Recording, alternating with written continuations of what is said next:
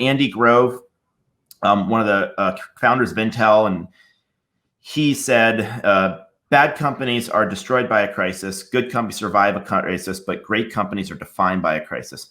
I wanted us to be that third bucket. And you know what? So much of it's mindset. If you think you're going to win, if you think that this is going to define you in a positive way and you're going to learn something from it and it's going to make you stronger, it kind of happens, right? Like so much of your mindset of the leader becomes the psychology of the organization. And that psychology really becomes a collective consciousness that, man, it becomes real. Mm-hmm. And so that was the thing. And we said every single opportunity is a moment we have to pivot, move fast. So what actually happened was, first of all, you have to have the mindset, a mindset of hope, of optimism, of resiliency that we're going to get through this. And not only are we going to get through this, but every one of these crises is going to lead to a new point of innovation. Let's look for moments. Mm-hmm. And a moment happened.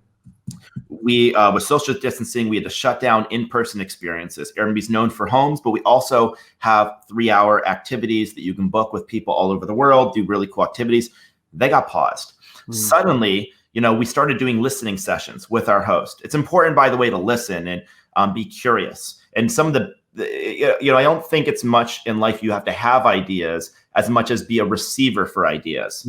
Like, it's not my job to have an idea, and it's not our job for any of us to have an idea. I think we have to be receivers. We're like radio antennas. Like, we just gotta get on the right signal, and they'll tell you. People will tell you things. And people told us they want a host, but they can't do it in person. Can they offer them online? And at first I thought to myself, no, you can't offer them online. We're about connection and connections in the real world. Then I thought to myself, well, if that's the case, there's not going to be a lot of connection anytime soon. Right. So we quickly realized, yeah, we should get in on this.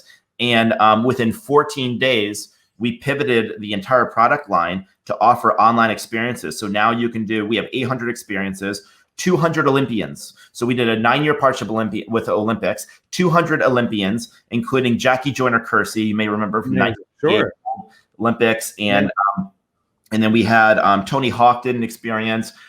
So they did these like activities, and you actually can meet them and go on kind of remotely be on experience with them. And so we did that. But I think so much of it as turning on a dime. I never wanted to just be focused on survival. If you focus survival, that's probably all you're going to get.